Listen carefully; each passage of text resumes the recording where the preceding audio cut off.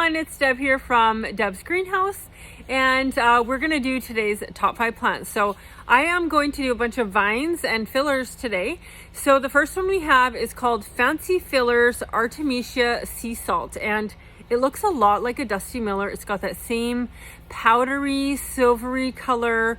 It's soft. It looks like a perennial Dusty Miller even, but this is an annual. It's great to mix into planters and even hanging baskets, and this can go in the sun. I would say also part shade.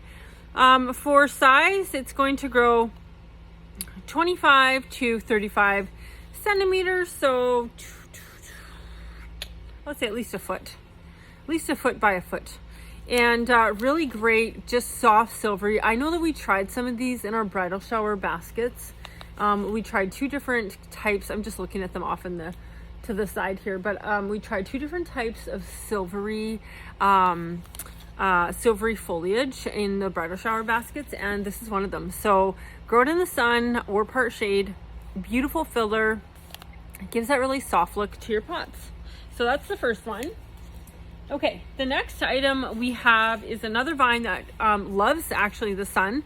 This is a hummingbird vine. It's also called Lofos. Look at the trumpet on there. This will bloom. The Lofos vine blooms from the top down.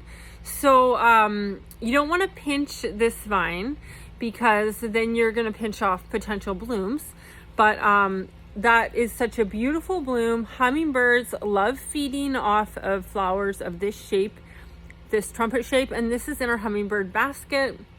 But we have hundreds and hundreds and hundreds of the Lofos vine available in pots just like this. These are $4.50, and in our hanging baskets that we have mixed, we put in, we add 3 Lofos to the hummingbird basket, but if you're doing a basket just of Lofos in a 12-inch, I would do 4 Lofos, and you could get away with that, and it would be quite full as the summer goes on. So oops, I just kicked the tripod.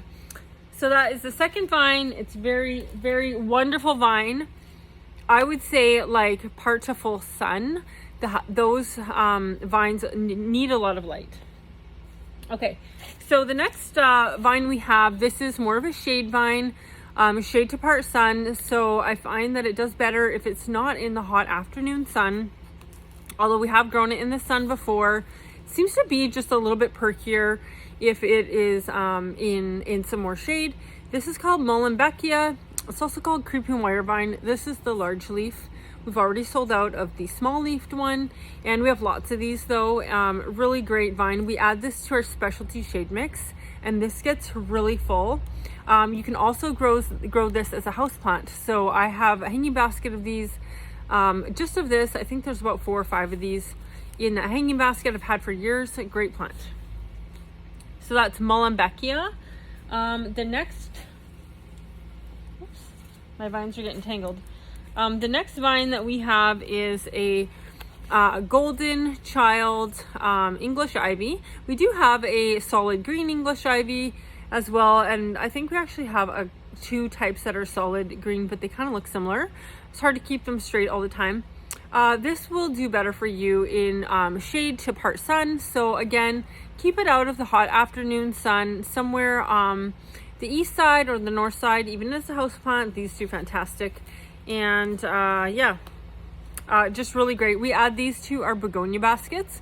We put in 3 English ivy and 3 nonstop begonias and 1 bacopa in the middle, and it's really beautiful. It looks really good. Okay, and for the 5th plant for today's top 5, we have another vine. This one grows really, really long, and when we put this in hanging baskets, we actually pinch it a couple of times.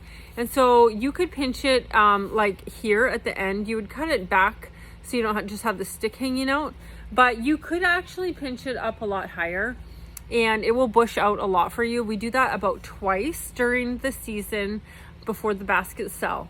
And this has this beautiful silvery color and the green. We have grown it right in full sun and in part sun. What happens in full sun is that it'll get super droopy in full sun, and it looks like, oh, It just can't take the heat, and then as soon as the day cools off, it perks up again. So it's okay to grow it in full sun. You will notice it look a little bit limp in the hot sun, but it'll be totally fine. And this is called Lamium Silver Frost. There are lots of types of Lamium. This is a great trailing one, and it's not a hardy one. So if you want to save that, you got to bring it indoors for the winter time. So thanks for watching today's top 5 plants. Bye guys.